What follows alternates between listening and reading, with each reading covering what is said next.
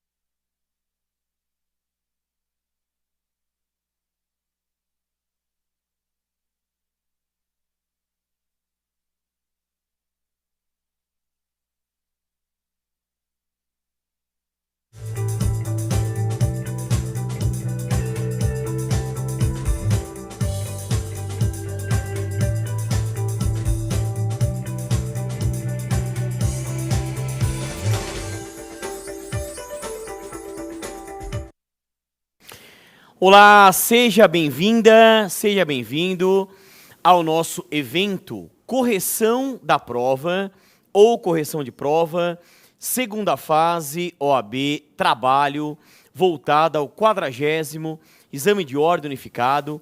Estamos começando esse vídeo realmente com essa energia, porque finalmente voltou a cair uma peça tradicional, uma das peças mestras, e caiu reclamação trabalhista. Curiosamente, foi uma das nossas grandes apostas, foi objeto de simulado, uma peça amplamente estudada, debatida, discutida.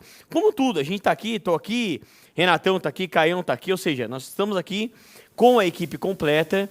E assim, tudo foi, para quem fez Damásio aqui, amplamente debatido e discutido. E foi, curiosamente, estávamos até na entrada da prova, qual é a aposta e tal? Reclamação trabalhista e voltou a cair. Claro, quando a gente pensa nas últimas 4 provas, e 3 foram novidades, o 36, mandado de segurança, o 38, agravo de petição, e o 39, embargos de terceiro, e como tem pouca gente na segunda fase, porque foi uma reprovação muito grande na primeira fase, então é claro que a gente esperava mesmo, né, que eles voltariam a cobrar uma reclamação trabalhista. Não fácil, muito pelo contrário, até porque foram várias teses. E a gente, pessoal, aqui, veja, a gente acabou de receber a prova, a gente está na nossa correria aqui, é ao vivo, evento ao vivo, é antes do primeiro gabarito, que é aquele preliminar, então a gente está aqui também dando o nosso melhor dentro do pouco tempo que a gente teve para analisar e estudarmos a prova, tá bom? Aí depois a gente vai falar, vai ter um outro evento depois, comentando o gabarito e tal, mas aí vai ser num outro momento. Bom, o Damásio que pediu para eu divulgar, agora no comecinho, que vai ter, pessoal, fiquem até o final. E lembra que esse vídeo trabalhista não tem pressa. Aqui nós temos uma tradição, a gente está na segunda fase, você não pode ter pressa de querer saber o que cair ou não. A gente não está mais naquela prova teste, agora sim.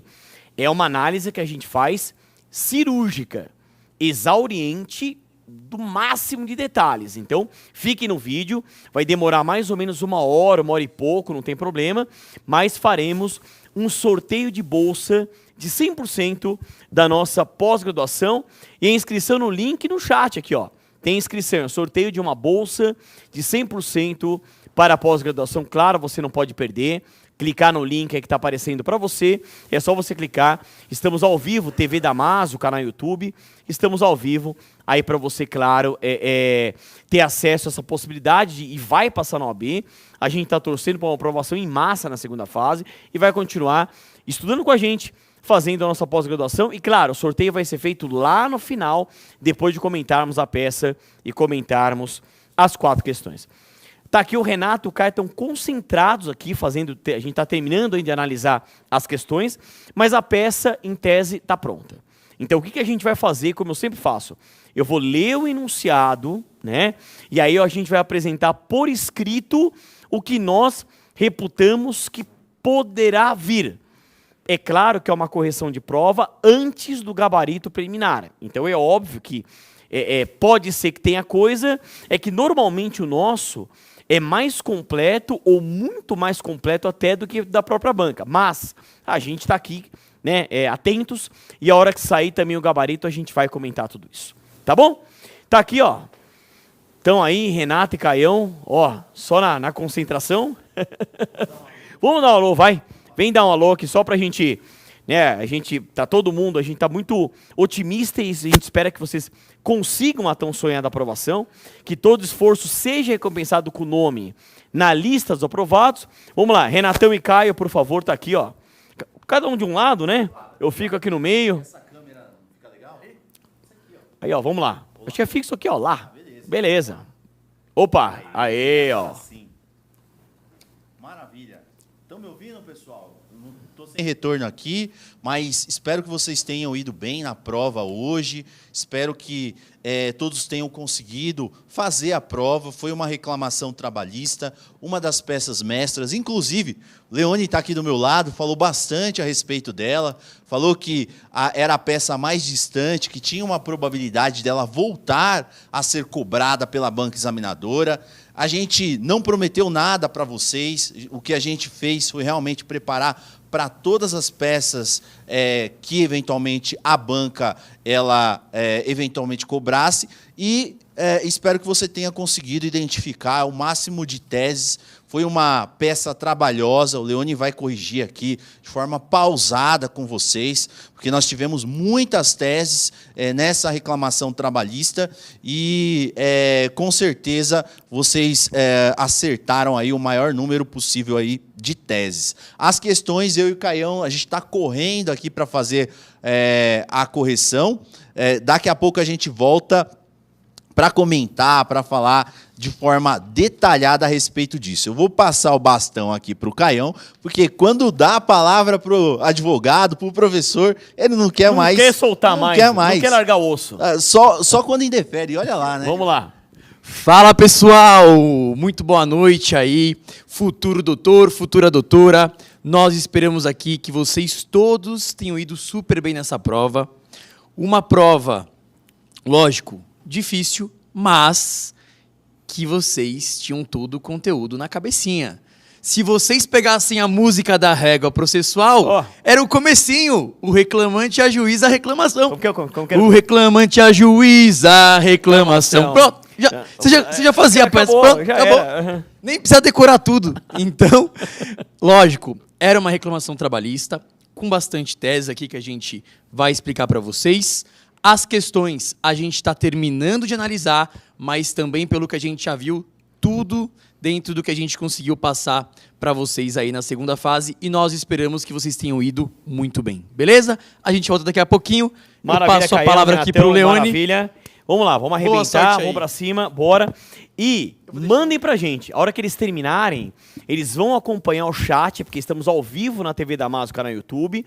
E depois, na hora também que eles estiverem comentando as questões, e aí eu vou estar acompanhando também no chat das dúvidas que vocês foram apresentando. Primeira coisa, vamos começar do começo, até pra gente agora. Vocês já entregaram a prova, agora não tem o que fazer, preclusão, agora é aguardar a data da primeira lista e a divulgação do gabarito definitivo. Bom, a questão falava o seguinte: Julieta Safira, brasileira, viúva, dona de casa, procura você como advogado em abril de 2024, ainda enlutada, afirmando que fora casada com Romeu Diamante por 27 anos e que não tiveram filhos. Veja, enlutada, foi casada por muitos anos. Bom, explicou ainda que seu esposo falecera em consequência de um acidente de trabalho, quanto a gente fala no curso de acidente de trabalho, em 25 de fevereiro de 2024, aos 60 anos de idade, dias após retornar de suas férias. O inquérito policial instaurado apontou negligência da sociedade empresária como causa da morte. Seu finado esposo era empregado da sociedade empresária Distribuidora Capuleto Limitada, desde 25 de janeiro de 2018, na qual exercia a função de estoquista e fazia a separação da carga, que era transportada nos caminhões para os clientes. A sociedade empresária está localizada em Osasco, no estado de São Paulo, mesmo município onde o casal vivia. Bom, Julieta explicou que seu finado marido recebia o equivalente a 2 salários mínimos por mês e não teve a carteira profissional assinada, a despeito de trabalhar de segunda a sexta-feira e cumprir jornada das 9 às 18, com intervalo de 1 hora para a refeição. Depois do falecimento, nada foi pago a Julieta, que até procurou a sociedade empresária para receber alguma importância sem sucesso. Tentou ainda receber documentos de um seguro de vida que a sociedade empresária deveria fazer, mas foi comunicada que ela passava por dificuldades financeiras desde a pandemia e, por isso, não contratou o seguro. Além disso, Julieta não conseguiu se habilitar para receber a pensão por morte do INSS em razão da ausência de oficialização do contrato de trabalho na carteira de trabalho e, consequentemente, do recolhimento da contribuição previdenciária. Julieta explica que teve de pegar dinheiro emprestado com familiares para pagar o enterro, total de R$ 1.000, e agora está em franco desespero porque, com o falecimento do seu esposo, começou a passar dificuldades financeiras, uma vez que sempre foi dona de casa, tem 62 anos de idade e todos os gastos eram marcados pelo falecido. Julieta lhe entregou os seguintes documentos: a certidão de óbito, na qual consta como declarante Julieta e que o falecido não deixou filhos, a cópia integral do inquérito policial, no qual a conclusão da autoridade policial é de que a sociedade empresária empilhou inadequadamente material pesado que tombou e vitimou Romeu, encontrado pelos bombeiros, sem vida, embaixo do entulho e vestindo uniforme com o logotipo da sociedade empresária Distribuidora Capuleto Limitada. O extrato bancário da conta do falecido dos últimos 12 meses, no qual consta, no dia 5 de todos os meses, transferência bancária correspondente a 2 salários mínimos feita pela Distribuidora Capuleto Limitada.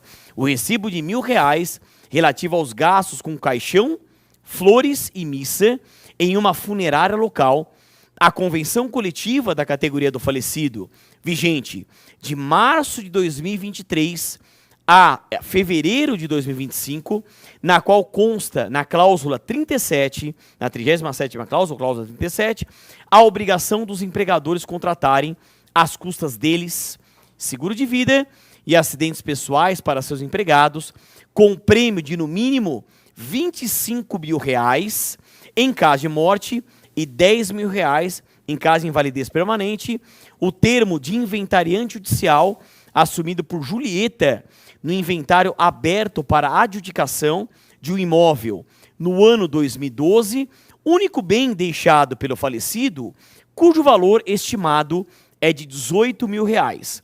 Considerando, presta atenção, que Julieta procurou você como advogado para pleitear os direitos lesados, informando que se encontra em precária situação financeira, elabore a peça processual pertinente, valendo 5 pontos. Observação: clássicas, a peça deve abranger todos os fundamentos de direito que possam ser utilizados para dar respaldo à pretensão.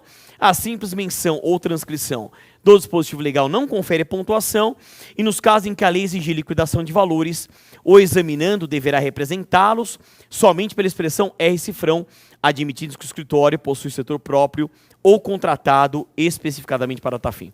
Depois você vai, pessoal, na minha publicação lá no Instagram, @professor Leone Pereira, e você já vai encontrar alguns comentários lá, ou pode mandar pra gente, ou direct, ou WhatsApp, que a gente tá acompanhando tudo. A grande maioria acertou. Inegavelmente, era uma reclamação trabalhista, pessoal, zero dúvida. Mas poucos alunos fizeram uma ação de consignação em pagamento. E com certeza absoluta não era ação de consignação em pagamento, porque não era um caso que, por exemplo, o devedor quer pagar e o credor não quer receber, ou eu não sei que é um credor, muito pelo contrário.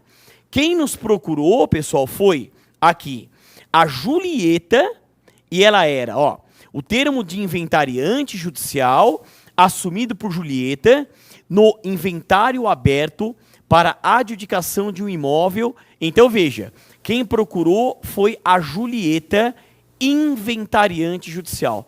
Nossa, como nós trabalhamos isso durante todo o curso. Claro, pessoal, o que acontece? Acontece o seguinte: quando o trabalhador morre, e foi o caso, vítima de um acidente de trabalho, é claro que herdeiros, sucessores, dependentes e tal, têm direito a entrar com a respectiva reclamação trabalhista. Lembra que tem, inclusive, além de trabalhar em laboratório, etc., mas eu dou uma manhã de aula inteira sobre isso, aquela que a gente fala de danos patrimoniais e extrapatrimoniais, comentando exatamente isso. Então, claramente, era uma reclamação trabalhista. Aí a gente vai apresentar os tópicos para vocês. Vamos lá? Maravilha, então a gente está aqui, ao vivo, nos estúdios da Damaso, a equipe do Damaso aqui completinha, e aí você vai poder, claro, assistir isso quantas vezes você quiser. Maravilha, pode jogar no material, ó. Então a gente está fazendo bem didático, como a gente sempre faz.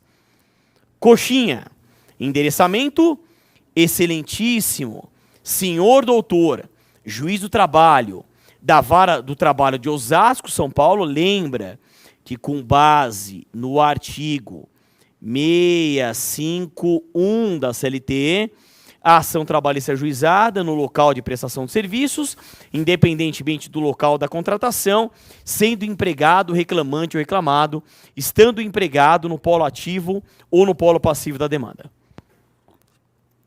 Muito bem, o que mais? Além disso, ó, vamos lá, pessoal, você vai ticando, tá? Do que você tem e como foi seu desempenho. Qual era a peça, pessoal? A peça era uma reclamação trabalhista mesmo. A previsão legal, a gente já sabe, é o artigo 840, parágrafo 1º da CLT. Aí colocamos um detalhe aqui, cuidado. Quem era o reclamante? Espólio de Romeu Diamante, representado pela inventariante Julieta Safira. Então, quem era a parte, era o espólio de Romeu Diamante, representado pela inventariante Julieta Safira, e a reclamada a distribuidora Capuleto Limitada. Claro, isso é aquela ideia, pessoal, da capacidade de ser parte, a capacidade processual. Por isso que nós temos o espólio como parte, representado aqui o espólio pela inventariante. Então esse é um tópico que a gente vai apresentar, inclusive, como fundamentação. Isso nós explicamos muito também durante o curso, porque é muito comum. Pessoal, o Brasil, eu até falei isso em sala de aula. Ó, uma informação. O Leone também é cultura. Fala em sala. O Brasil é o 4º país do mundo em número de acidentes de trabalho. Então vai ser o dia a dia do seu escritório, com certeza. Ó, fundamentação, vamos lá? Fundamentação. Da legitimidade do espólio. Inclusive até o Renatão digitou aqui. O Renatão aqui é o nosso ninja da digitação. Ó, Steve Jobs, o cara falou, ó, tá aí. O espólio do empregado falecido é parte legítima para propor ação contra o ex-empregador. Fundamentação, pessoal, nós colocamos o artigo 1º caput da Lei 6858 de 1980, mais o artigo 1829 do Código Civil. Por que nós colocamos essa fundamentação? Pode voltar aqui em mim. Primeiro que essa lei 6858 de 80 é uma lei que já caiu várias vezes, inclusive na primeira fase, a gente fala muito no curso, que é quando o empregado falece. E a lei fala que é ou pelo habilitado perante a Previdência, que não era o caso, o exercício falava, ou conforme a lei civil. Então era conforme a lei civil. E aí nós citamos o artigo 1829 do Código Civil, que fala a sucessão legítima. Então tá lá, né, a questão dos sucessores. E aí vamos só voltar aqui no enunciado. Aí, professor, eu não lembro. Quem que era essa Julieta Safira? Era a viúva. Então é claro que a viúva, ela está na sucessão legítima naturalmente, né? Aí, pessoal, aqui veja, toma cuidado, tá? Não é que está totalmente errado falar em preliminares, porque tecnicamente preliminares são vícios processuais. Mas quando a gente tem algo que a gente coloca no começo, é colocar essa tese no começo, que é a prioridade de tramitação. Repito e insisto, não é que está totalmente errado falar em preliminarmente, mas tecnicamente a preliminar é antes de discutir o mérito, sendo um vício processual, tudo bem. O mais importante era você ter colocado essa tese. E que tese é essa? Vem aqui no quadro, ó, da prioridade de tramitação. Terão... Oi? Vamos lá. A pergunta, se eu não colocar o espólio, eu perco pontuação só? Perde. Se você não colocar o espólio, eu acho que não dá para saber, vai vir a pontuação do espólio. Menos 0,10, talvez 0,20. Claro, pessoal, a gente não tem aqui, né, a atribuição da nota. A gente toma muito cuidado com a questão com a calculadora, mas provavelmente isso aqui será pontuado. A questão do espólio, isso é algo que a gente trabalha muito no curso, já caiu na primeira fase, já caiu na segunda fase, então assim, provavelmente vai ter uma pontuação de 0,10, 0,20, a gente não sabe. Vamos aguardar depois lá na frente a publicação do gabarito definitivo, tá? Mas vamos voltar aqui, ó. Vamos fazer o seguinte, Renatão. Vamos fazer o seguinte, ó. Eu vou terminar tudo. Aí você separa as questões, pode ser? Maravilha. Então a gente vai terminar a peça. Vamos falar das dúvidas. Depois das questões, a gente vai falar as dúvidas, tá? O trabalho que eles estão fazendo agora aqui comigo, depois quando eu estiver lá na hora das questões, eu vou fazer o inverso também. Vamos voltar à próxima tese. Prioridade de tramitação.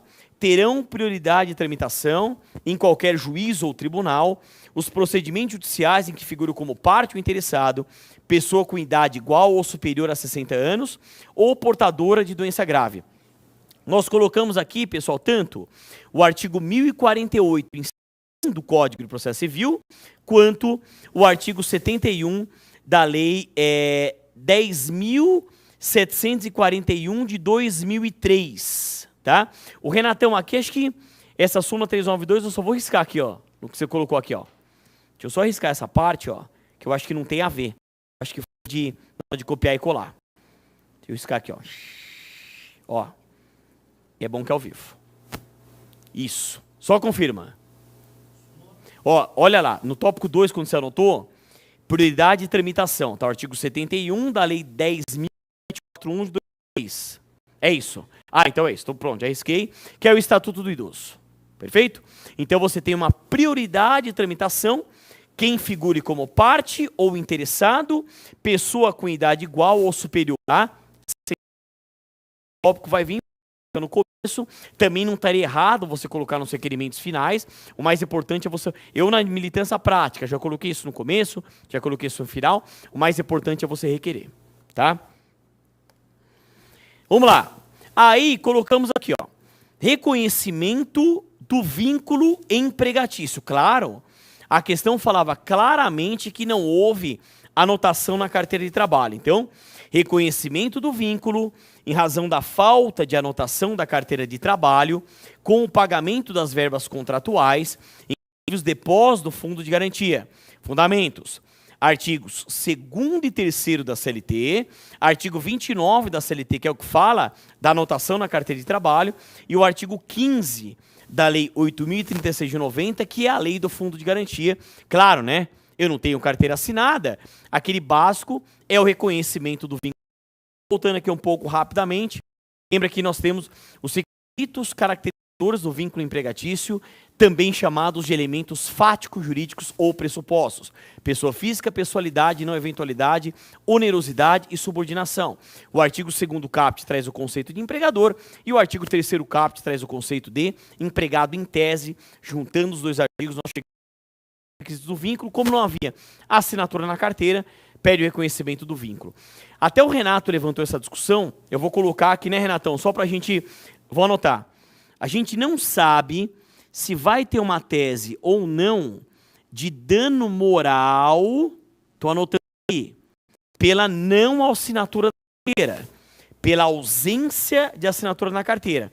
Esse tema é polêmico, a gente sabe da nossa advocacia prática, e detalhe, pode colocar só a borrachinha aqui, ó.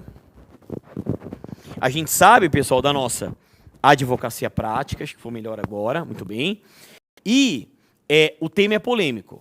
Há quem defenda que não anotou a carteira, você há o cabimento de dano moral, por ofensa a direitos da personalidade, seria dentro da dignidade da pessoa do trabalhador. Outros entendem que é um ilícito, mas é um mero ilícito administrativo. Então, a gente não sabe se vai vir essa tese, mas o reconhecimento do vínculo, sim. Tá? Vem aqui no quadro. Nossa, com a gente... Por isso, né, Renato, do curso... A competência territorial material. Tem uma manhã inteira de aula sobre isso, não é do nada. Então a gente abriu esse tópico. A competência material da Justiça do Trabalho para processar e julgar dano material e moral decorrente de acidente de trabalho. Então nós colocamos aqui o artigo 114.6 da Constituição, súmula vinculante 22 do Supremo Tribunal Federal e súmula 392 do TST. Colocamos tudo isso aqui. Tá? E aí, pessoal, veja, claro que já adiantando matéria, inclusive no dano em ricochete, também chamado de reflexo ou indireto, que é o que fala a parte final da súmula 392 do TST, mas a gente abriu um tópico, quer dizer, nós temos competência para julgar isso aqui, tá? Vamos avançar.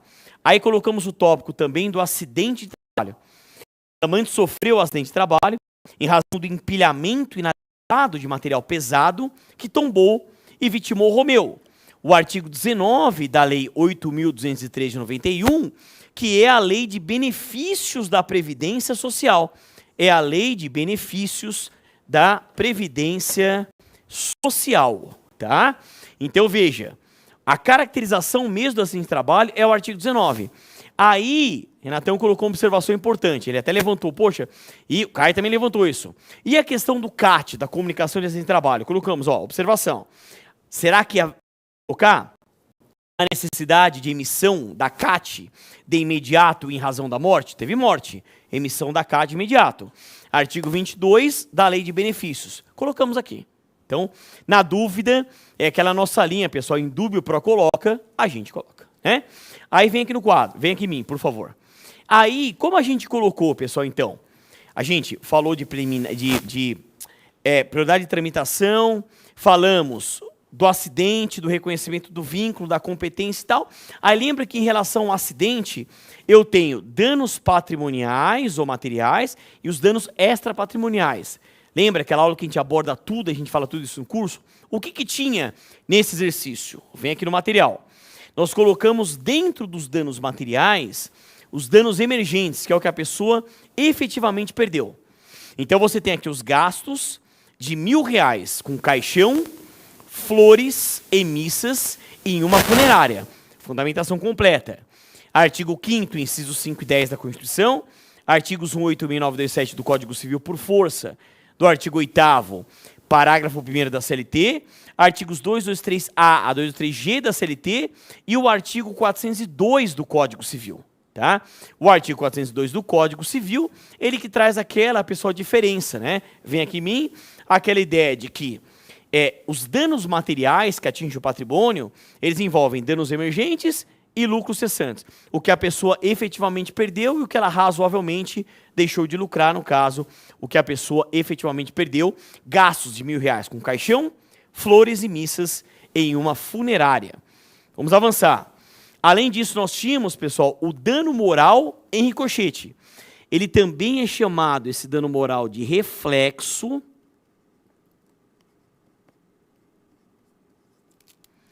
ou indireto. Então nós temos o dano moral em ricochete, também chamado de reflexo indireto. Vem aqui em mim, a gente fala muito isso no curso. É aquele dano que atinge a vítima, que acaba falecendo, que reflete em pessoas ligadas àquela vítima por laços afetivos ou econômicos. Tinha isso, claro, era viúva, né? Vem aqui no quadro, ó. Dano moral em ricochete, indireto reflexo, em razão do abalo decorrente da morte do trabalhador. O enunciado indica, claro, que ele estava enlutada quando procurou o advogado. Artigo 5º, incisos 5 e 10 da Constituição, artigos 8 e 9 do Código Civil por força do 8º para 1º da CLT, artigos 223A a 223G da CLT e artigo 402 do Código Civil. Pessoal, detalhe. É claro que você está olhando e falando, nossa, mas eu precisava repetir quando eu peço danos emergentes, dano moral, etc. Sim, já teve caso em provas anteriores. Quem foi aluno da MASO, nós trabalhamos exaustivamente isso, que havia necessidade de repetir os artigos. Então, se havia necessidade, a gente fez igual aqui. O Renato levantou um ponto, nossa, que seria muito avançado. Tivemos uma decisão, é uma discussão já, ela é recente, mas ela não é de hoje, que é a diferença do dano em ricochete para o dano morte. O dano morte, até o Renato levantou e falou, nossa, mas vamos lá, vamos debater isso aqui. O dano morte, pessoal, foi uma decisão do TST no caso do acidente de trabalho de Brumadinho, em Minas Gerais, que foi o maior acidente de trabalho da história do país, né? E aí, o que o TST reconheceu? Que o dano morte seria aquele dano que atinge o próprio trabalhador mesmo. Ele teve o dano morte e, como ele morreu, isso passou para a viúva por sucessão, que não se confunde com o abalo experimentado pela própria viúva. Essa que é a diferença. O dano em ricochete é o dano que atingiu o trabalhador, só que ele morreu. E aí a viúva foi abalada emocionalmente? Claro que ela foi. Mas o dano morte é o dano que atingiu o próprio trabalhador. E aí, como ele morreu, por sucessão foi para a viúva. Então o TST teve um julgado falando, olha, você pode pedir advogado dano em ricochete e você pode pedir também o dano morte. Nossa, vamos, comentamos aqui, né? Depois pesquisem o dano morte, foi no caso assim, de trabalho, Brumadinho, Minas Gerais, teve um julgado lá do próprio TST. Bom, pensão vitalícia, aqui tinha, né, pessoal, inegavelmente, a inventariante era economicamente dependente do trabalhador, dona de casa, o que justifica o pagamento de pensão mensal vitalícia. Eu vou até ler essa parte de novo, porque você vê como enunciado ele foi falando, ó. E eu acho, Renatão, que dava inclusive para a gente colocar aqui, ó. Colocou onde que está a parte que ela estava desesperada. Aqui, ó. E agora isso aqui, ó. A câmera pode voltar em mim. E aí tem essa parte. E agora está em franco desespero, porque com o falecimento de seu esposo, começou a passar dificuldades financeiras, uma vez que sempre foi dona de casa, tem 62 anos de idade, e todos os gastos eram arcados pelo falecido. Então, claro, foi enunciado, trazendo, olha, é claro que tem que a pensão vitalícia agora. Como é que vai fazer? Ela era dona de casa, ele era um arrimo de família, então quando falece, você tem todos aqueles critérios lá. Você tem que ver a expectativa de vida e de trabalho. Normalmente você usa critérios do IBGE, que é o Instituto Brasileiro de Geografia e Estatística. O artigo 950 do Código Civil, aqui, Renato, é 950. Deixa eu só corrigir aqui. Vem aqui no quadro, ó. Aqui, pessoal, só corrijam. É o artigo 950 do Código Civil. Isso. Artigo 950 do Código Civil. Aí pode voltar aqui. O 950 fala ou pagamento em uma única prestação, ou o pagamento mensal. Bom, mas normalmente quando eles pediram a pensão vitalícia, era só para falar e mencionar o 950. E aí, nós temos a tese, vem aqui no quadro, do seguro de vida e acidentes pessoais da cláusula 37, requer o pagamento do seguro de vida e acidentes pessoais previstos na cláusula 37 da Convenção Coletiva de Trabalho. Nós citamos aqui, pessoal, o 611, que traz a Convenção Coletiva, e o 614, parágrafo 3º. Pessoal, aqui eu não sei se eles vão cobrar isso, mas é o artigo que fala que o prazo máximo de vigência de uma norma coletiva é de 2 anos, sendo vedada a outra atividade, até porque hoje a gente aplica a teoria da aderência limitada pelo prazo e não a teoria da aderência limitada por revogação ou da outra atividade. Então você tem o prazo máximo de 2 anos. Né? Então está aqui, né, nós mencionamos e, claro, era um seguro de vida, estava previsto na convenção, a convenção estava em vigor. Isso, a gente, claro, vai entrar com reclamação trabalhista. Temos essa cópia para comprovar que ela está em vigor, claro que a gente quer esse direito. Né? E como teve morte, aqui está falando que em caso de morte, tem um prêmio aqui de no mínimo 25 mil reais. Então, claro que tem que pedir o prêmio de no mínimo 25 mil reais, que é o seguro de vida e tal. Eu tenho que colocar isso aqui, tá? Bom, aí vem a aula do Renato, né? Aquela aula lá que ele fala nessa isso, consignação em pagamento e tal. As verbas rescisórias. Em razão do falecimento do trabalhador, são devidas as seguintes verbas rescisórias: saldo de salário, férias proporcionais com terço, 13º proporcional, depósito do fundo de garantia sobre as verbas rescisórias, guias para a movimentação dos depósitos, artigo 24 da Lei 8.036 de 90, e ainda o Caio complementou aqui as multas dos artigos 467 e 477 da CLT. Por isso que o Renato dá aquela aula aqui no curso, pessoal, para cada modalidade de extinção do contrato, eu tenho o rolzinho de verbas rescisórias. E você vê, né, Renatão? Né, você tinha essa questão. Pode falar. Caião, eu tô sem o microfone. Pode falar. Beleza. Estou agora com o microfone. Mas o Caião também mencionou a súmula 462. Súmula 462.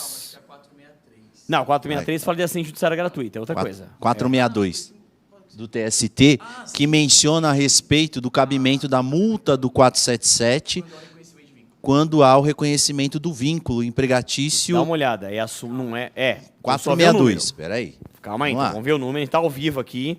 A 463 é certeza que não é, porque é que fala da assistência judiciária. 462, Isso, então súmula aí sim. 462, dispõe que Vamos lá. a circunstância de a relação de emprego ter sido reconhecido apenas em juízo não tem o condão de afastar a incidência da Ótimo. multa prevista no Perfeito. artigo 477, parágrafo 8º da Encaixa, CLT. entrou.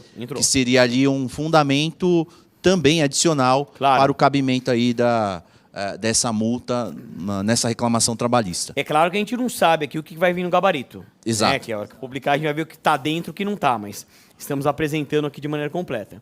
Aí, pessoal, vem aqui no quadro, ó, tem a justiça gratuita, aí eu vou colocar completo para vocês. Além de a gente colocar que a inventariante está em situação financeira precária e o artigo 790, parágrafo 3º e 4º da CLT, a gente também cita, para deixar completo para vocês, os artigos 98 a 102 do Código do Processo Civil e também, aí sim, olha que curioso, a súmula 463 do TST. E aí, como é, né, envolvendo pessoa física, é o item 1, porque o item 2 fala de pessoa jurídica. Então, você pede o benefício da justiça gratuita e, claro, honorários advocatícios sucumbenciais, também nós temos, com base no artigo 791, letra A da CLT. E aí, lógico, né, pessoal, aí vem todo o fechamento da peça. Então, todo aquele fechamento da peça, pedir a notificação citatória da reclamada, protesto por provas, valor da causa, e aí você acaba encerrando a peça. Ufa! Essa foi a peça. Agora vamos levantar algumas dúvidas, o que eles acabaram levantando do chat. Você vê, a gente já está 45 minutos quase falando, porque a peça realmente ela tinha, né, muitos detalhes, como a gente sempre fala. Por isso que a gente volta, né, Caio e Renato, naquela nossa teoria. É para começar pela peça sem ler as questões. É por causa disso.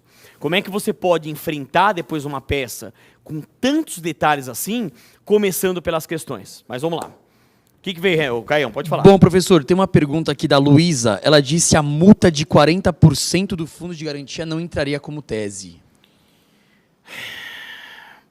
Olha, a multa de Corão, vamos lá. É claro que a posição amplamente majoritária é que não faz sentido, porque a multa de 40% ela também é chamada de indenização compensatória, que é uma indenização compensatória pela despedida arbitrária sem justa causa. Não foi o que aconteceu. Houve falecimento do trabalhador. Então isso rechaçaria a multa. Nem a multa, nem o aviso. Mas se você pesquisar, você acha. Eu já achei.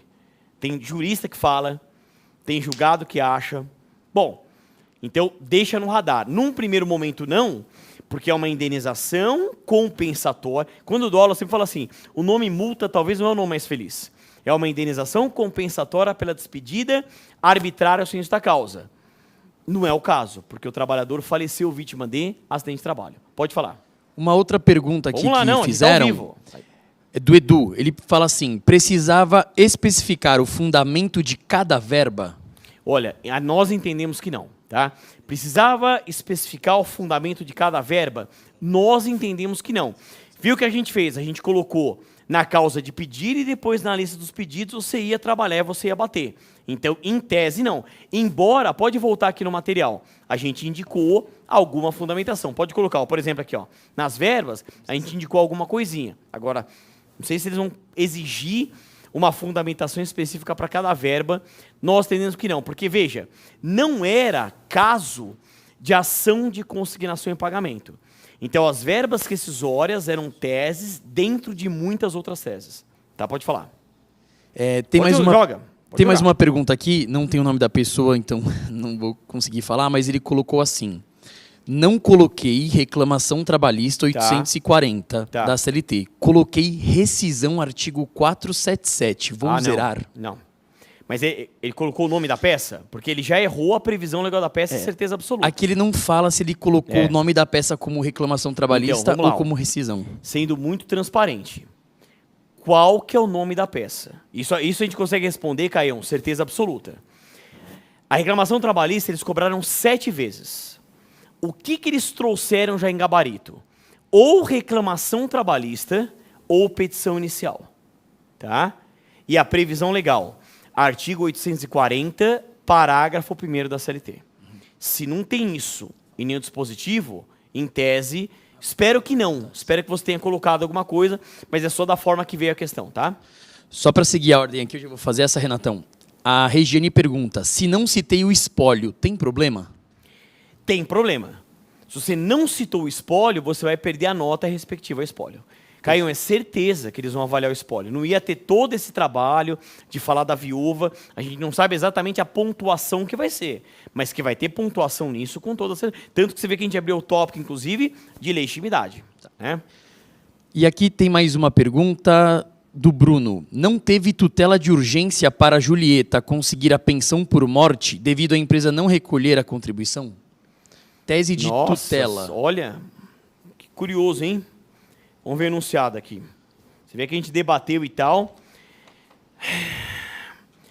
O grande problema veio aqui na minha cabeça, tá? Pleitear pensão por morte não seria da nossa competência material. Pensão por morte é justiça federal. Então, por questões de... Eu enxergo assim, tá, Caião? Faz sentido o raciocínio. Eu, eventualmente, veja, tutela provisória para pensão por morte, mas não é da nossa competência. Pensão por morte... Oi? Para anotação da carteira. Só para anotar a carteira? Para ele conseguir lá o benefício? Não sei que está totalmente errado, né? Mas, e talvez é uma informação que eles colocaram. Eu acho assim, se a gente ler aqui de novo... deixa eu ver aqui da pensão, a parte da pensão por morte. Vamos achar aqui. Até porque a discussão... Ó, Julieta não... Não, eu já acho que não. Eu já acho que eles colocaram... Ó, agora, ó. Além disso, Julieta não conseguiu se habilitar para receber a pensão por morte do INSS, razão da ausência de oficialização. Eles colocaram só essa informação, a meu ver, para você chegar que, embora eu não seja um habilitado pelo INSS, mas pela sucessão civil eu tenho legitimidade. Então, eu acho que eles perguntaram por isso, mas não em relação à pensão por morte, é o que eu penso. Então, pode falar. E talvez, Leoni, também para justificar a dependência econômica para requerer a pensão mensal vitalícia. Também. Pode ser. Então, até para enfatizar ainda mais a dependência econômica, a situação financeira precária, justamente por quê? Porque a discussão da pensão por morte não é da nossa competência. É algo previdenciário, Justiça Federal, não é nosso. Mas aqui, eu acho que é isso. Primeiro, para justificar a questão da situação econômico-financeira, acredito que sim. E segundo ponto, pela legitimidade.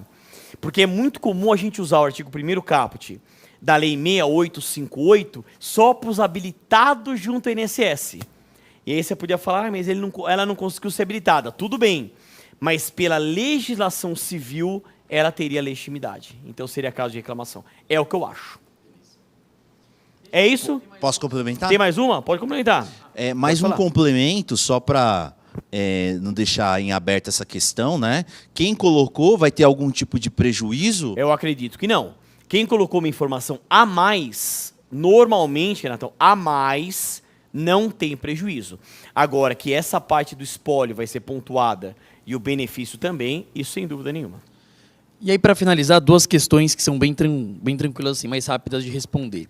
A primeira pergunta assim: na fundamentação da reclamação trabalhista, posso fundamentar somente com o artigo 840 ou preciso necessariamente colocar o parágrafo 1º? Caião, o que a gente tem claramente? Tem que colocar o parágrafo 1º da CLT. Isso assim, falar da reclamação tudo escrita. Já caiu assim em peça, já caiu como questão. Então, nós entendemos que a pontuação certa não é só 840. 840 para primeiro. Até no curso a gente fala bastante nisso, né? Então, quem não colocou, acredito que não é que você zerou, mas você perdeu a pontuação do artigo, o 010. Né? Então a gente perde isso. E para finalizar, o Diogo pergunta: honorários advocatícios pleiteado apenas nos pedidos, tem prejuízo? Nenhum, não. A gente coloca lá nos pedidos ou requerimentos finais, o importante é você ter colocado e ter mencionado o artigo 791, letra A da CLT. Aí, fechou. Maravilha! Renatão, vamos lá agora para as questões. Olha, até, você vê quanta coisa, né? Vamos lá, vamos para cima. E eu tô aqui acompanhando o chat, viu? Tranquilo. Fala, pessoal, tudo bem? Voltei, agora com as questões resolvidas. Realmente, a gente olhou aqui as questões, a mais complicada era a questão de número 2, certo? Porque você tinha que fazer alguns cálculos, pelo menos deu mais trabalho a questão de número 2. Mas o teor em si das questões estava de médio para fácil, os enunciados um pouquinho mais menos extenso, né? Então eu achei muito bacana esse aspecto. Então a gente vai trazer aqui alguns apontamentos das questões. Eu vou começar pela questão de número 1, questão do Jorge da Silva. Jorge da Silva ajuizou reclamação trabalhista e se valeu do incidente de desconsideração da personalidade jurídica, o IDPJ, já na inicial, alegando que a sociedade empresária havia fechado, de fato, suas portas, fazendo prova do alegado. Citados os reclamados, um dos sócios se insurgiu, afirmando que o IDPJ somente poderia ocorrer na fase de execução. E aí, olha só as perguntas. Considerando esses fatos e o que dispõe a CLT, responda aos itens a seguir. E aí nós temos o item A. Concedida a vista a você, advogado de Jorge, do reclamante, sobre a alegação do sócio, como você defenderia processualmente o incidente de desconsideração da personalidade jurídica utilizado? Justifique.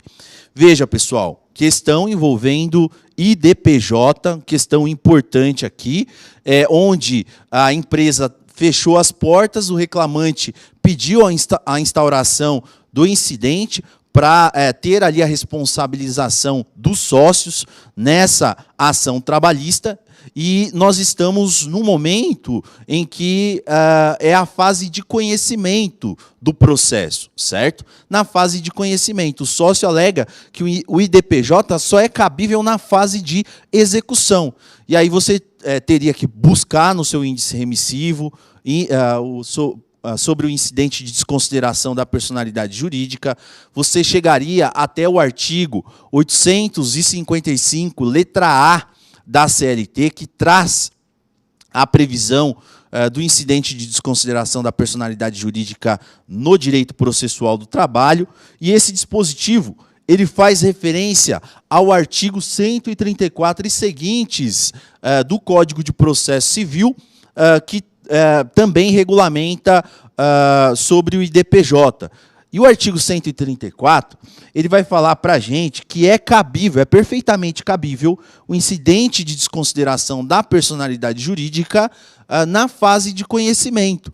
E sem prejuízo disso, se vocês olharem, o próprio parágrafo 1º, salvo engano, inciso 1 do artigo 855, letra A da CLT, fala que, em caso de decisão que acolhe ou rejeita o incidente de desconsideração da personalidade jurídica na fase de conhecimento,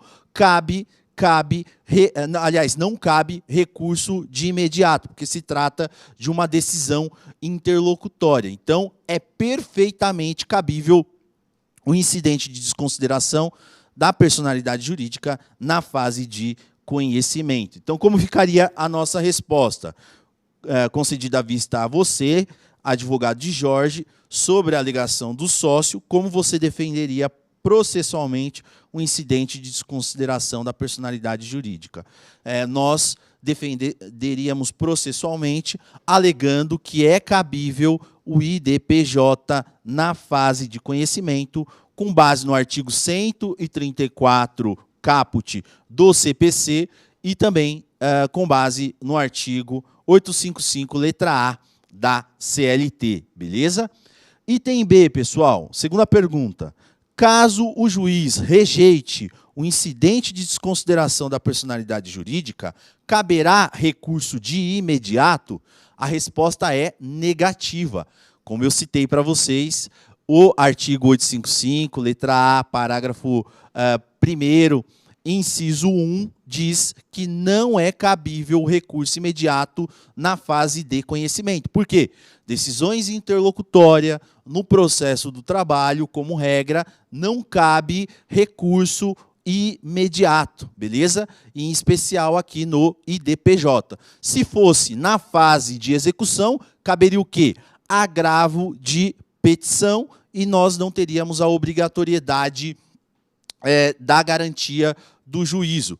ou se fosse um IDPJ instaurado originariamente num tribunal, em face da decisão do relator, caberia agravo interno conforme os outros incisos desse dispositivo, tá certo? Mas, como se tratava de fase de conhecimento, não cabia nenhum recurso. Beleza até aqui? Alguma dúvida? Ah, maravilha. Manda aí. Colocando uma discussão curiosa, assim. Então, fala sobre o carro. Explique sobre o carro, era incompetência. Carro? Não, tá aqui, ó. Peraí. Explica que sobre até o deu carro. tela azul agora. Que carro? No IDPJ? Não, na peça. Na peça? Maravilha, pessoal. A gente só vai fechar a ideia. Fecha a enquanto ideia, Renatão. o Leone vai olhar Ele tá no aqui, chat. o Caião vai dar uma olhada no enunciado da peça, para ver se tem alguma coisa em relação a carro. Enfim, não sei se é aqui, estranho, né? Mas, pois bem, a gente vai dar continuidade, eles vão analisando. Se tiver alguma observação, algum apontamento em relação à pergunta que foi feita, maravilha, a gente volta para comentar, beleza? Então, a questão 1 aqui foi resolvida, tranquilinha, de boa, sossegada. Agora eu só vou anotar aqui, tá? O fundamento na lousa, para que vocês tenham aí da questão 1. Tinha, porque era a parte aqui, ó. Desculpa me interromper. O termo de inventariante judicial assumido por Julieta, no inventário aberto para adjudicação de um automóvel do ano 2012, o único bem deixado pelo falecido, não, era só para mencionar que a Julieta era inventariante judicial. Só isso. Não, era só para isso. Que susto. Então não tinha, não era tese. Não, o Era carro ficou para Julieta, eu falei, pessoal. não, o carro... Como assim o carro? Verdade. Então, nesse caso, o carro ficou para Julieta, né? Mas ele vai ser objeto do inventário, lá perante a vara da família e sucessões, e não aqui na ação trabalhista, né? Como o Leone colocou, era só para fins de menção que ela era inventariante e que o reclamante, ele deixou esse bem para a sua esposa, beleza? Então, sobre o carro, não tinha nenhuma consideração a ser feita na reclamação trabalhista. Voltando aqui para a questão, vamos anotar o seguinte. Questão 1. Vou colocar só os fundamentos aqui do dispositivo, os dispositivos legais. O item A, a resposta era que era cabível na fase de conhecimento, é cabível o incidente de desconsideração da personalidade jurídica na fase de conhecimento, deixa eu só aumentar aqui, na fase de conhecimento, com base no artigo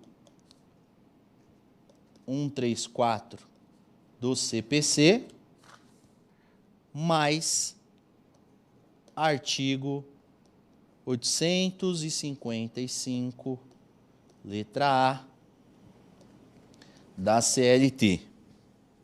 Beleza? É cabível o incidente de desconsideração da personalidade jurídica na fase de conhecimento, e os fundamentos estão aí descritos.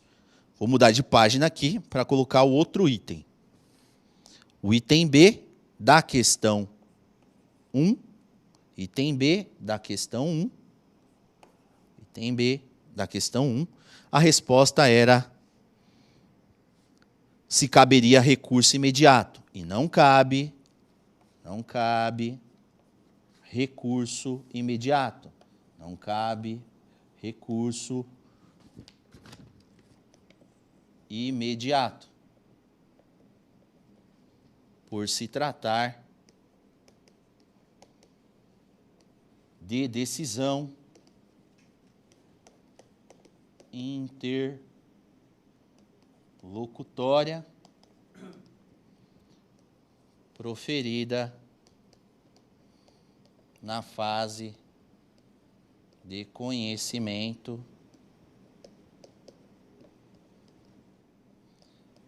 em sede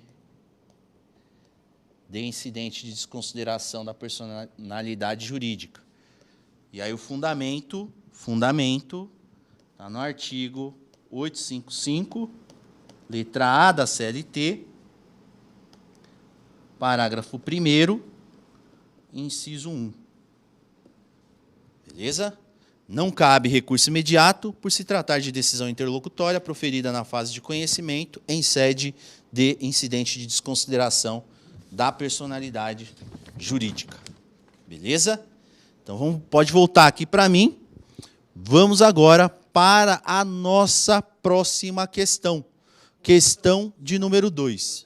Opa! Teve gente que falou que além de colocar o 855-A, parágrafo 1º, inciso 1, também colocou o 893, parágrafo 1º da CLT. Assim, é mais específica para o incidente, né? Não sei se você acha que consideraria legal. Olha, o artigo 893, parágrafo 1º, fala de forma mais abrangente a respeito do princípio da irrecorribilidade imediata. Exatamente. Eu acredito que a banca, geralmente, ela coloca aquele dispositivo que é mais específico. Eu acredito que aqui vem o artigo 855, letra A da CLT, parágrafo 1º, inciso 1, que fala especificamente do incidente, né? Então, talvez eles podem ampliar o gabarito, mas essa aqui seria a fundamentação básica que você deveria mencionar. Beleza? É aquilo, pessoal. A gente não teve acesso ainda ao gabarito definitivo. A banca examinadora vai soltar um gabarito preliminar. E vejam, até a data da divulgação da lista preliminar dos aprovados, a banca ela pode modificar o espelho de correção. Então, vejam, a gente traz aqui apenas alguns apontamentos, beleza? Vamos avançar aqui para a questão de número 2, a questão da Filomena. A questão dizia o seguinte: Filomena é empregada da indústria de laticínio Queijo Bom Limitada, desde janeiro de 2020. No período aquisitivo de férias de 2022-2023, Filomena teve as seguintes ausências, ou seja, ela faltou durante o período aquisitivo de férias.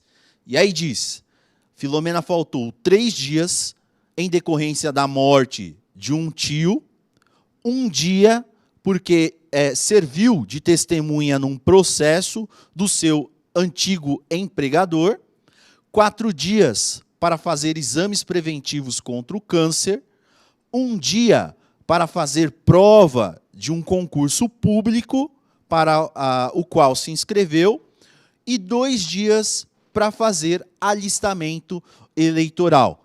Qual que era, já adiantando aqui, a sua missão? Verificar quantas faltas justificadas e injustificadas a Filomena teve no período aquisitivo de férias de 2022-2023. Essa aqui era um pouquinho mais chatinha, é aquela questão que a gente fala durante o curso, que o examinador ele faz para você perder tempo. Veja, você teve ali uma peça com muitas teses, então demorou aí 3 horas e meia no mínimo para fazer essa peça prático-profissional, e aqui é uma questão que você ainda tinha que fazer, entre aspas, uma análise das faltas justificadas e injustificadas antes de responder a questão. Então, foi realmente a questão mais chata, que exigia um pouquinho mais de tempo ali para você elaborar, beleza? Então, alguns comentários, pessoal. Você tinha que se lembrar do artigo 473 da CLT, que traz as hipóteses de falta justificada do trabalhador. As hipóteses ali lançadas nesse dispositivo iria te ajudar a responder essa questão. Vejam, 3 dias pela morte de um tio. O tio ele não entra como falta justificada. Por quê? O artigo 473 da CLT fala que o trabalhador pode se ausentar só em caso de falecimento do ascendente, descendente, cônjuge ou irmão. Não fala, não menciona ali o tio. Então, ela tem 3 faltas injustificadas. Ela faltou um dia porque serviu como testemunha. A CLT fala que pelo tempo necessário que a pessoa faltar como testemunha, essa falta é considerada justificada, seja para ser testemunha, seja para ser jurado, entra ali como uma falta justificada. 4 dias para fazer exames preventivos contra o câncer. A CLT também admite a ausência do trabalhador para fazer exames preventivos contra o câncer. Mas vejam, traz a limitação de 3 dias. Aqui ela faltou 4. Então, você vai computar mais um dia como uma falta injustificada. Tá certo? Ela vai ter apenas 3 dias abonado no período em que ela fez exames preventivos contra o câncer. Um dia para fazer prova de concurso público. A CLT não libera para fazer concurso público, não considera ausência justificada a realização de concurso público, mas tão somente o período em que o trabalhador está fazendo exame vestibular para ingresso no ensino superior, o que não era o caso. Então, ao total, ela tem aqui 5 faltas injustificadas, beleza? E a última falta que ela teve foram 2 dias para fazer alistamento eleitoral. Alistamento eleitoral é considerado falta justificada. Está lá no artigo 473 da CLT. Veja, olha a matemática que você devia fazer. E parou aí, pessoal? Não parou aí. Você vai ver que vai continuar essa questão. A pergunta, considerando os fatos e o que diz a CLT, responda às questões a seguir. Aí o item A. Qual será a quantidade de dias de férias a que Filomena terá direito? E aí você tinha que lembrar de outra coisa, pessoal. A ausência injustificada, aliás, o tempo de duração das férias vai depender da quantidade de dias que o trabalhador faltou durante o período aquisitivo de férias. Então, vejam, se ele tem mais do que 5 dias de férias, de faltas injustificadas durante o período aquisitivo de férias, ele vai diminuindo a quantidade de dias de gozo das férias. Aqui, no caso, a trabalhadora teria direito a 30 dias de férias, porque ela faltou somente 5 dias de forma injustificada, beleza? Então, a resposta do item A é 30 dias, com base no artigo 130, inciso 1 da CLT. 5 faltas injustificadas. Vou anotar aqui a questão 2. Questão 2. A lousa está falhando. Questão 2. Item A. Eita, não vai, hein? Vamos lá. Fazer bem devagarinho. Item A. A Filomena terá direito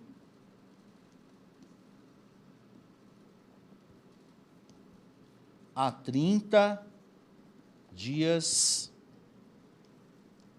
de férias, considerando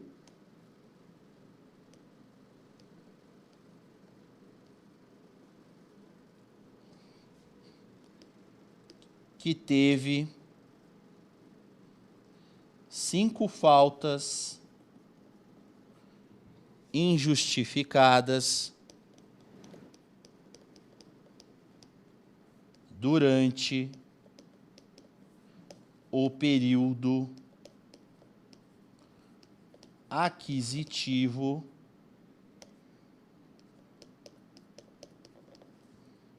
de férias de 2022, 2023. E aí o fundamento legal, artigo 130, inciso 1, da CLT. Artigo 130, inciso 1, da CLT.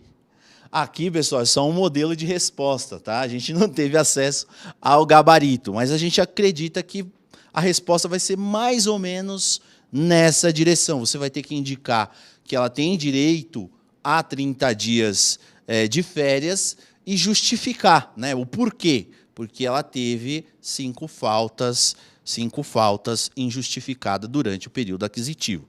Beleza? Então, espero que você tenha conseguido fazer a resposta aí desse primeiro item. E o item B, pessoal. Item B, vou ler aqui para vocês. Caso Filomena queira converter 1/3 de suas férias em abono pecuniário e faça tal requerimento ao empregador 15 dias antes do início das férias, sua pretensão poderá ser juridicamente negada. O empregador pode negar a conversão de 1/3 das férias em abono pecuniário. Veja, Filomena, ela fez o requerimento 15 dias antes do início das suas férias, do gozo das suas férias. Nesse caso, o empregador ele pode negar a concessão dessa conversão de 1/3 em abono pecuniário. Por quê? A trabalhadora ela deve fazer o requerimento até 15 dias antes do término do quê? Do período aquisitivo de férias. E isso ela não fez, né? Então, o seu fundamento estaria no artigo 143, parágrafo 1º da CLT. Então, fundamento da sua resposta, vou anotar, artigo 143, parágrafo 1º da CLT. O empregador pode negar. Empregador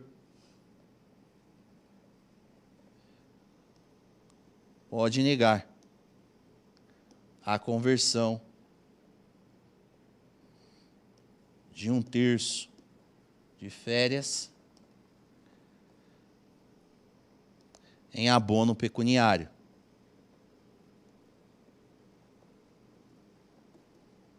Em abono pecuniário, considerando que o requerimento ele foi realizado 15 dias antes da concessão ali das férias. Beleza?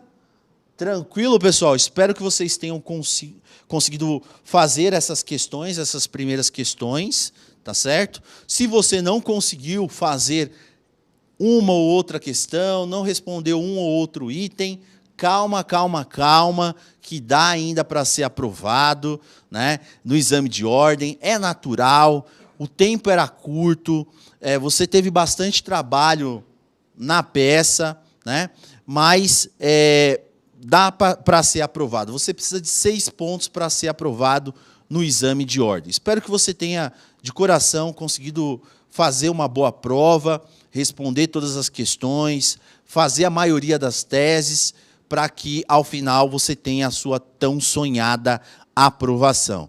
No mais, pessoal, vocês viram, durante o curso, todos os assuntos que foram tratados, a grande maioria dos assuntos que foram tratados na peça, estava nos laboratórios ou estava na nossa aula regular. A gente falou sobre acidente de trabalho de forma até exaustiva na revisão que nós tivemos essa semana, salvo engano, na sexta-feira. Eu até substituí o professor Leone ali de sopetão. O professor Leone também falou uma aula inteira sobre acidente de trabalho, sobre competência.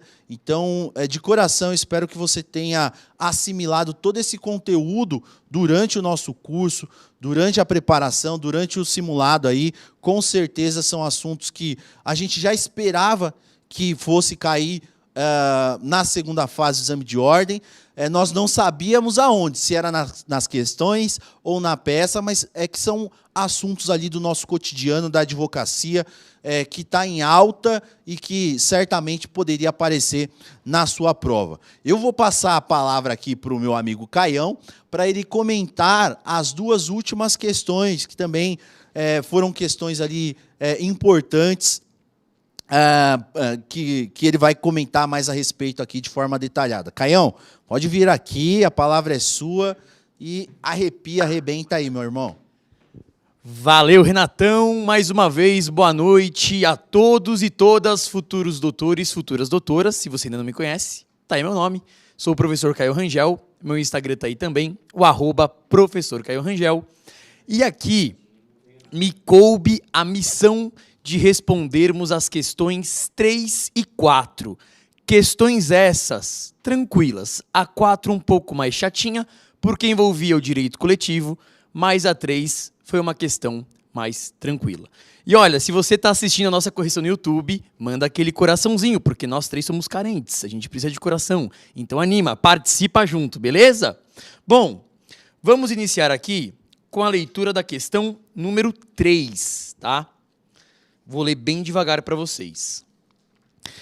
Determinado empregado ajuizou reclamação trabalhista em face de uma sociedade empresária em 15 de março de 2023, aduzindo exclusivamente que, por trabalhar com aparelho de telefone celular fornecido pelo empregador em razão do trabalho, teria direito ao adicional de sobreaviso.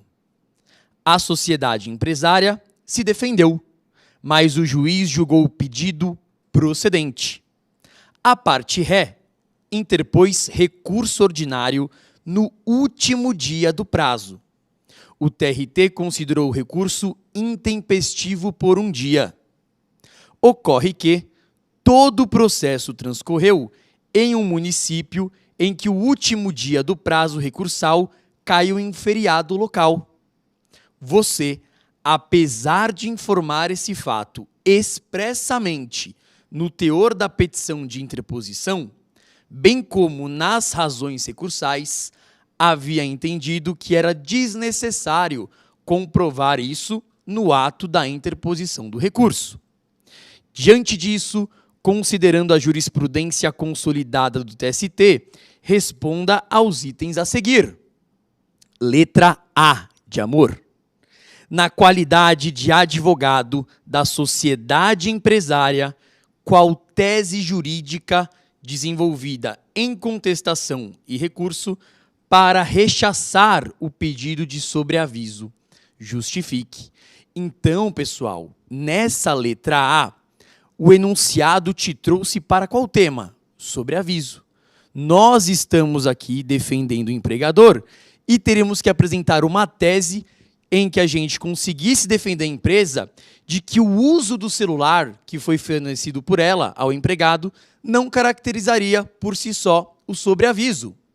E eu tenho certeza que se você tem a nossa CLT e procurou por sobreaviso, você encontrou ela, a súmula 428, item 1 do TST. Súmula 428, item 1 do TST. E o que essa súmula diz, minha gente? Que o uso de instrumentos telemáticos ou informatizados fornecidos pela empresa, por si só, não caracteriza o regime de sobreaviso. Então, o fato da empresa fornecer um celular para o empregado, por si só, não vai caracterizar o sobreaviso. Era essa a resposta, era essa a tese que você tinha que defender. Está lá na súmula 428, item 1 do TST. Beleza? Questão tranquila. Se procurasse por sobreaviso, certamente já encontraria a súmula. Bom, letra B. Era a questão um pouquinho mais chata. Na qualidade de advogado da sociedade empresária, qual a tese jurídica processual a ser desenvolvida para defender a intempestividade na interposição do recurso ordinário. Justifique. Vamos relembrar aqui o que aconteceu com o enunciado. A sociedade empresária interpôs um recurso, certo? Só que o TRT, o Tribunal Regional do Trabalho, considerou esse recurso intempestivo. O que é isso? O TRT disse, reclamada, você interpôs fora do prazo. Você se deu mal, está fora do prazo. Mas o enunciado te traz o que aqui? Ele disse que este processo transcorreu num município que o último dia do prazo recursal caiu num dia de feriado local. E mais, o enunciado mencionou que quando o recurso foi interposto, foi mencionado na peça de interposição e na peça de razões que era um feriado local. Mas aí o advogado da empresa achou que era desnecessário juntar um documento que comprovasse. Mas ele falou, ó, eu estou interpondo hoje o recurso porque é um feriado local, mas não juntou o documento comprobatório. Neste caso, que tese nós teríamos que sustentar aqui para defender que o recurso é tempestivo, ou seja, para que o recurso tenha sido interposto dentro do prazo? Aí, meus amigos, esta tese está lá na súmula 385, item 1 do TST. Por que está lá, pessoal? Porque o tribunal deveria ter feito uma coisinha antes de considerar o recurso intempestivo. Que coisinha é essa? Abre lá a súmula, diz o seguinte, no caso do recorrente alegar a existência de feriado local e não comprovar no momento da interposição, cabe ao relator conceder um prazo de 5 dias para que esse vício seja sanado. Então, minha gente, o TRT, antes de considerar o recurso intempestivo, deveria abrir um prazo de 5 dias para que a empresa pudesse comprovar a existência do feriado local. Aqui, como fundamentação, nós colocamos como principal, súmula 385, item 1 do TST, e também, a gente não sabe como vai vir no gabarito, mas pensando de uma forma mais ampla, o artigo 932, parágrafo único do CPC, porque a súmula se remete a ele, tá bom? Então aqui, com a minha letra maravilhosa, eu vou tentar colocar para vocês o gabarito. Então, vou colocar aqui, questão número 3, letra A. Na letra A, você teria que colocar que o uso de instrumentos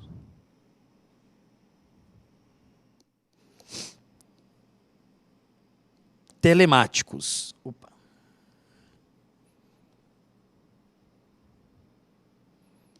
O uso de instrumentos telemáticos informatizados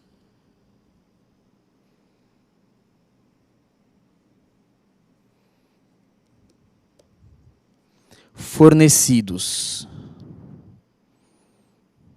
pelo empregador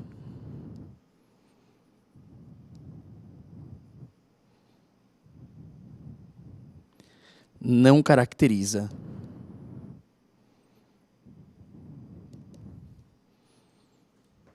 o sobreaviso. Onde está isso? Súmula 428, item 1 do TST, tá? Eu vi uma pergunta aqui, falando que tinha mais coisas na letra A. Qual que é o recurso? Mas eu acredito que há um equívoco aqui, porque o objetivo da questão Era da tese jurídica, né? que pode ser alegada em contestação. E em recurso para rechaçar. Exato. Eu também entendo que essa pergunta, ela quis dizer, em contestação ou em recurso, qual que é a tese defensiva que você utilizaria para rechaçar o sobreaviso. Eu entendi dessa forma. Não entendi como uma pergunta que gostaria de saber qual o recurso cabível. Eu não entendi dessa forma, não sei vocês. Mas eu entendi, tá, pessoal? Bom, letra B. Letra B da questão 3. O que a gente teria que colocar aqui? Vamos lá? Bom, no caso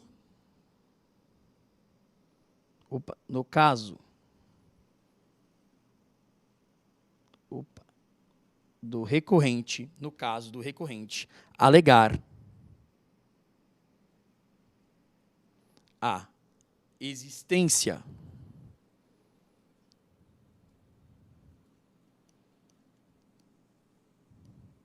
de feriado local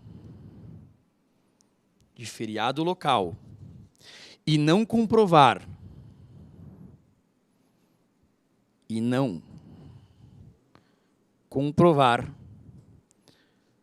no momento da interposição,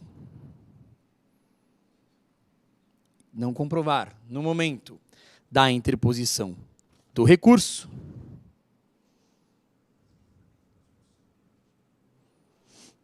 cabe ao relator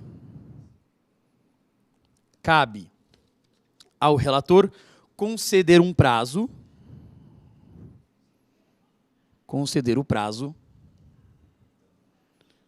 de 5 dias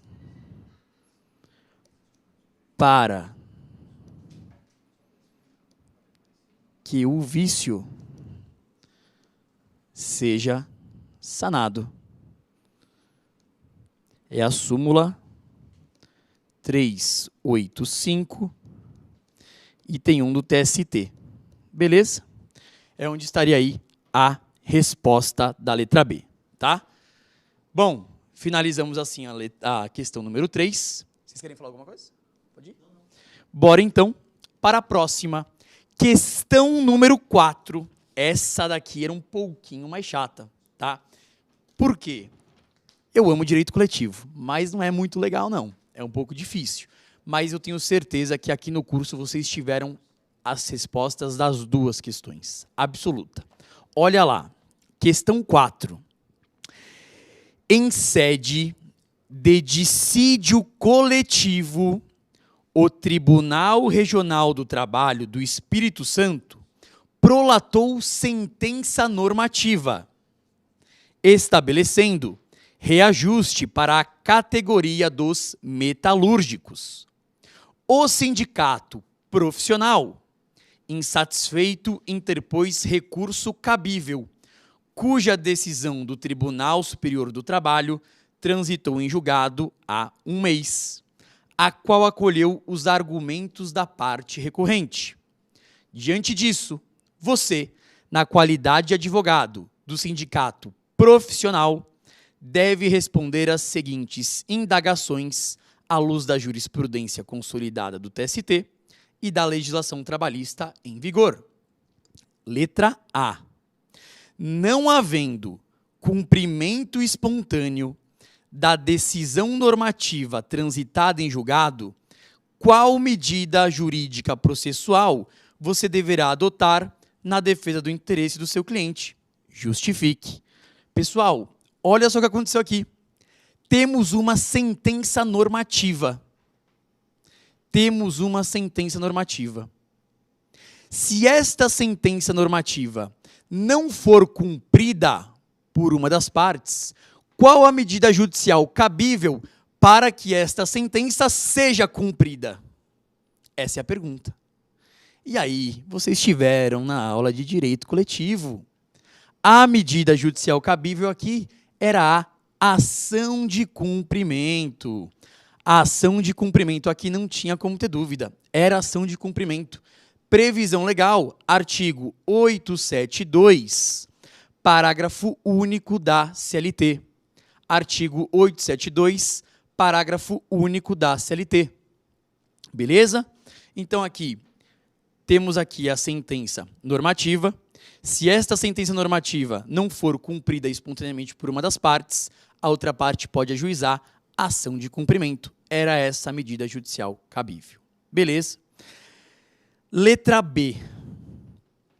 Caso a parte contrária suscite a prescrição do direito de ação, em virtude do transcurso de mais de 2 anos após a decisão do TRT, qual tese jurídica específica para a hipótese você deverá desenvolver para rechaçar a alegação de prescrição? Ai, meu Deus do céu, que pergunta foi essa? Talvez essa seja uma das mais complicadas. Vamos lá. Nós tivemos um dissídio coletivo lá no TRT. Nesse dissídio coletivo, o TRT prolatou uma sentença normativa. Beleza? É o que está enunciado. O que a outra parte está falando? Desculpa. Que ocorreu a prescrição aqui. Por quê? Porque esta decisão do TRT, esta sentença normativa proferida pelo TRT, ocorreu há mais de 2 anos. Mas, minha gente, o sindicato aqui, profissional, recorreu para o TST. E lá no TST o recurso foi provido e o acórdão do TST transitou em julgado há mais de 1 mês só. Então aqui o que a gente teria que defender?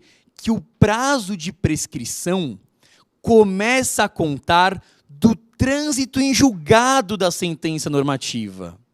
E esta sentença normativa só transitou em julgado após a decisão do TST, que se deu há cerca de 1 mês.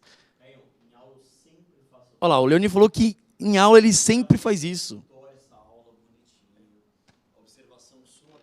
246, então os alunos tiveram. Essa não tinha como errar. Não tinha como errar. Né? Então era isso, súmula 350 do TST. Você vai defender que o prazo prescricional só começa a contar do trânsito em julgado, que se deu há cerca de 1 mês. Então não há que se falar aqui em 2 anos de prescrição. Beleza? Então rapidinho, só para a gente terminar. Vamos para a lousa colocar aqui. Questão 4. Eu sei que a minha letra não é das melhores. Letra A. Tranquilo, letra A. A medida é a ação de cumprimento, fundamentação, artigo 872, parágrafo único da CLT. Aí está a letra A. Letra B. O que você vai defender aqui na tese? Que o prazo da prescrição, o prazo de prescrição começa a contar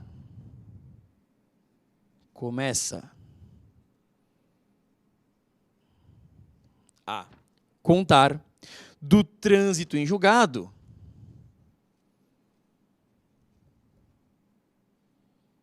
faltou um i aqui. Do trânsito em julgado da sentença normativa que ocorreu há 1 mês, pode até completar, que ocorreu há 1 mês. Indicação da súmula 350 do TST. Beleza? Então eram essas as respostas das questões número 3 e número 4. Vou convocar aqui o professor Leone Pereira para retornar aqui com os comentários finais, beleza? Meus amigos, brigadão. Maravilha, arrebentou. Renatão arrebentou, Caio arrebentou também. A gente pôde fazer aqui, pessoal, da nossa parte, os comentários mais completos possíveis. Acompanhamos tudo que vocês mandaram pra gente. WhatsApp, direct, acompanhamos o chat da TV Damasco no YouTube. Ou seja, a gente procurou não esgotar nada. Eu só quero dar uma reforçada, daquele debate, Renatão? Do dano moral, da questão da carteira de trabalho, pela não concessão do benefício. Pode ser que venha alguma coisa de dano moral, como nós falamos. Então, realmente, não houve anotação na carteira, não houve a concessão do benefício. Isso até leva ao advogado pleitear dano moral por causa disso, mas na doutrina e na jurisprudência não há uma interpretação pacífica sobre a procedência desse pedido.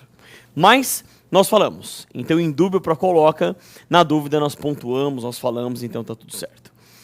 Chegamos ao final, e é claro, antes de a gente encerrar, eu quero falar, claro, vamos sortear a bolsa, a pós-graduação, ó. Vamos lá, saiu?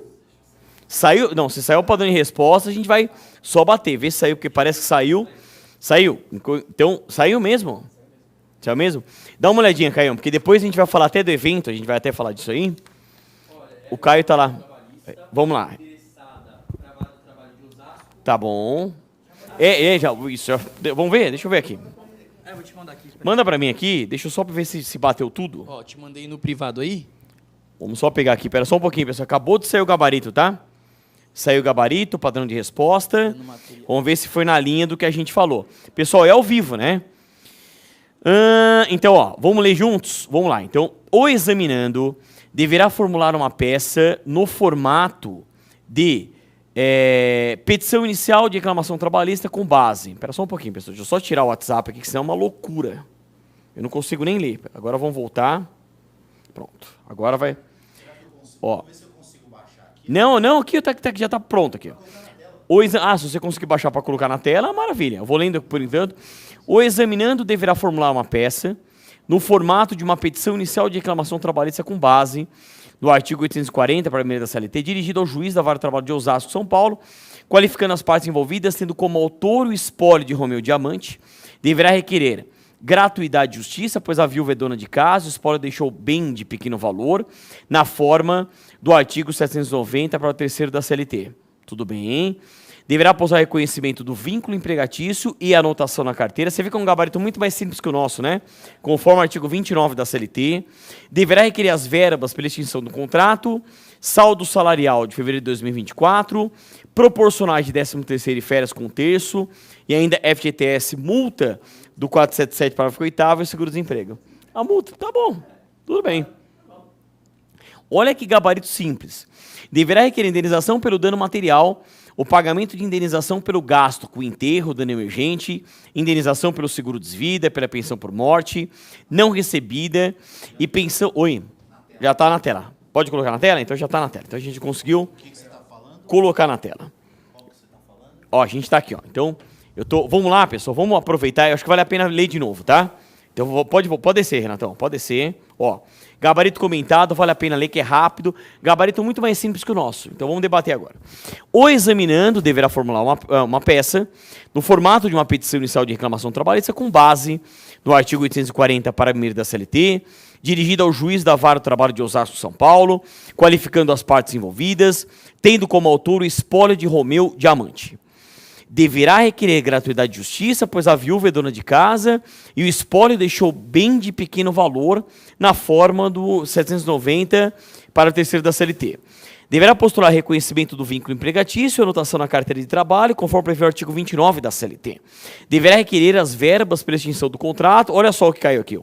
Saldo salarial de fevereiro de 2024, proporcionais de 13º salário e férias com terço, e ainda o FGTS, a multa do 477 para o 8º da CLT e o seguro-desemprego. Seguro-desemprego, no caso de falecimento. Vamos lá. Deverá requerer indenização pelo dano material, o pagamento de indenização pelo gasto com enterro, dano emergente, indenização pelo seguro de vida, pela pensão por morte não recebida e pensão mensal pela sobrevida estimada ou vitalícia lucro cessante. Olha que curioso isso. Conforme o artigo 186, 927 e o 949, que não tem nada a ver do Código Civil. Quer dizer, muito questionável. Tudo. O seguro de vida dentro dessa tese. Eles não separaram, né? Eu acho que no próximo gabarito vai vir muito mais separado. A gente sabe que está tendo, pessoal, uma diferença muito grande do primeiro gabarito para o segundo. Por isso que as calculadoras extraoficiais não são recomendáveis. Porque assim, você viu na última prova como foi do primeiro para o segundo e tal, bom. Deverá requerer o pagamento de indenização por dano moral pelo acidente de trabalho, conforme artigos 186, 927, ambos do Código Civil, ou 223B, ou C, ou G, todos da CLT. Requerer o pagamento de honorários advocatícios, conforme 791A da CLT, formular o encerramento da peça, reiterando a procedência dos pedidos com indicação de data, local, advogado e OAB. Veja, né? O nosso foi muito mais completo, só que da forma que eles colocaram aqui, repito e insisto, Eu acho, da experiência que eu tenho, que a gente tem, que do primeiro para o segundo gabarito vai vir bem mais elaborado no segundo. Não tem protesto pro notificação. Pessoal, não tem um monte de coisa. Então, assim, não dá para fazer um gabarito extraoficial diante disso. Renatão, lê as duas primeiras, o Caio depois as duas últimas. Como foram vocês que falaram, acho que vale a pena.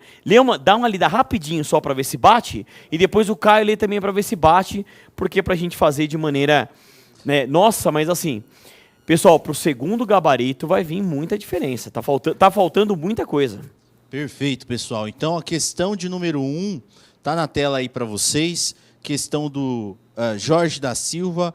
A letra A, o item A dessa questão, saiu como resposta o seguinte. O candidato deve sustentar que é possível a instauração do incidente de desconsideração da personalidade jurídica na fase de conhecimento, ou também quem usou a expressão cognição, fase de cognição, também foi aceito pela banca examinadora. O fundamento, artigo 134 CPC, como nós mencionamos, e o artigo 855, letra A, o caput da CLT, foi aceito como resposta. E o item B, não caberá recurso imediato, conforme artigo 855, letra A, parágrafo 1º, inciso 1 da CLT.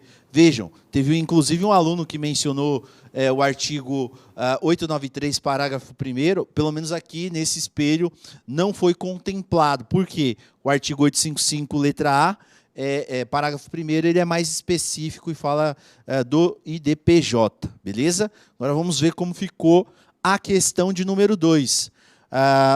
Item A, que perguntava, qual será a quantidade de dias de férias a que Filomena terá direito? Justifique. A resposta ao item A, Filomena tem direito a 30 dias, porque a empregada teve até 5 faltas injustificadas, conforme artigo 473 da CLT e o artigo 130, inciso 1, ambos da CLT. Pessoal, parece que a gente até leu o gabarito comentado da banca examinadora, né? Então, perfeitamente aí, espero que vocês tenham respondido dessa forma. Na 2B, acho que vale a pena. E o Caião fez aqui um complemento. Pode falar, Caião. Na 2B, a gente tinha respondido aqui que não, né? Porque o abono deveria ser requerido 15 dias antes do término do período aquisitivo. E o enunciado, a questão B, diz que o abono foi requerido 15 dias antes do início das férias. Não é antes do início, é antes do término do período aquisitivo. Exatamente. O que diz a lei. Eu acho que deveria vir não esse gabarito, mas veio como sim. Achei um pouco estranho aí. Perfeito, Caião. Boas observações na linha do que a gente já destacou aqui para vocês. Veio uma resposta diferente. É aquilo que a gente costuma falar para vocês. Trata-se apenas de um gabarito preliminar. O próprio edital traz a prerrogativa da banca mudar, alterar as respostas ou até mesmo acrescentar fundamentos legais e jurisprudenciais até a publicação do resultado definitivo.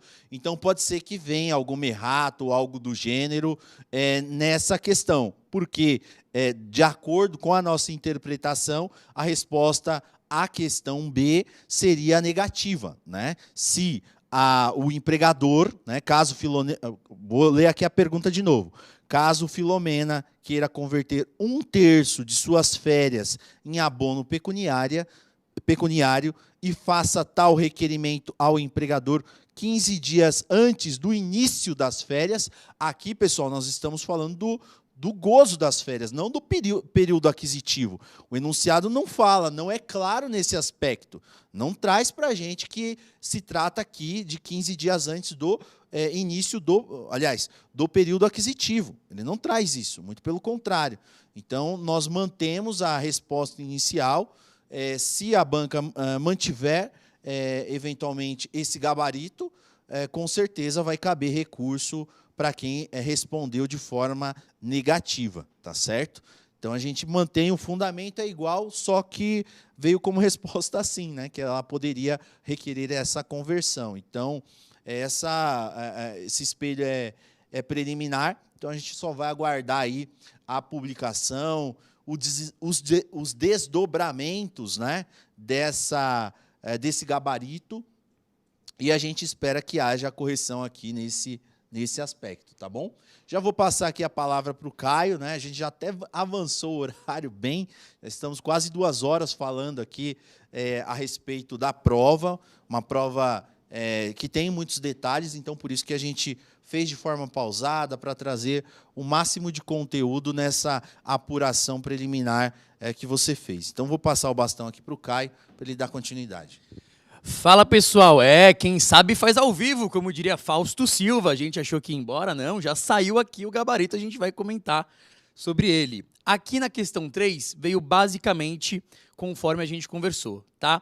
Veio aqui a questão da súmula 428 do TST, nós ainda entendemos que seria o item 1, mas aqui o gabarito trouxe de uma forma mais geral.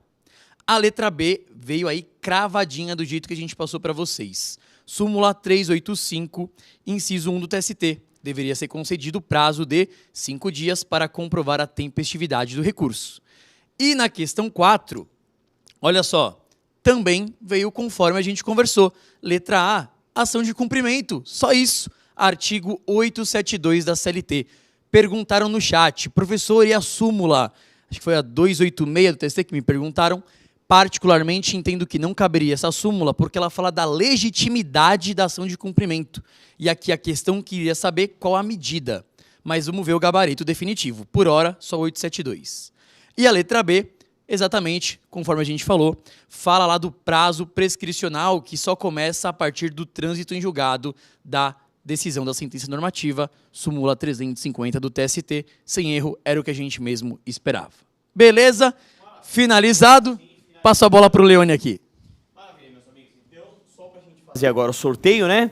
Vamos fazer então o sorteio da nossa bolsa integral 100% da pós-graduação aqui do Damásio. Vamos lá? Se vocês puderem colocar o sorteador. Quem ganhou, imagina que eu enxergo, já foi a época. Quando eu tinha 20 anos, eu enxergava assim, dessa distância. Hugo Miguel Nunes. Aê, parabéns, Hugo. Hugo Miguel, parabéns.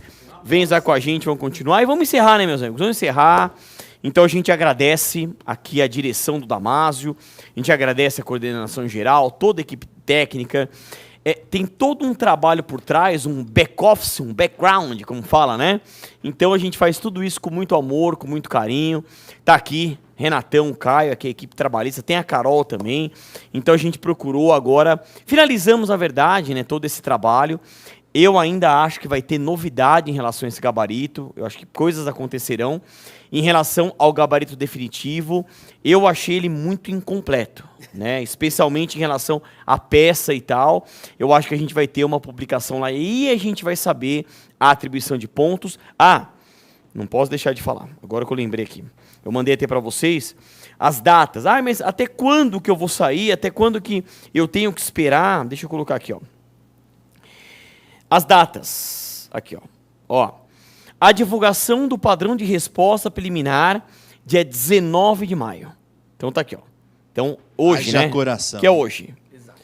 Divulgação do padrão de resposta definitivo, 12 de junho. Dia dos namorados. Dia dos namorados. Você vê, ó, quase 2 meses, né? É aquilo que a gente fala. 50 dias aqui, agora tem que aguardar, tem que ter paciência e aguardar. Oi? Falei besteira. 1 mês, Kiko. 1 mês, ó. Aqui, ó. 19/5. Chega no final, já tá, ó. 19/5, né? E aí vai publicar 12/6. Então vai, quase 1 mês. 20 e poucos dias. Certo? Beleza. Prazo recursal. Do dia 13/6 a dia 16/6. E aí, divulgação final, 27/6. Então, vamos lá. Data que a gente tem que aguardar agora, 12 de junho, que aí eu fiz um paralelo muito bom, Dia dos Namorados. Se Deus quiser aí já, comemorando o namorado e a aprovação na OAB. Namorado da namorada, né, do aluno, a conta vai vir cara, hein? Coitado ou coitada da namorada de vocês aí, que vocês vão estar com expectativa lá, eles vão ter que te levar num jantar bom, viu? Restaurante bom, vocês podem cobrar. Então é isso, pessoal. Maravilha, a gente agradece.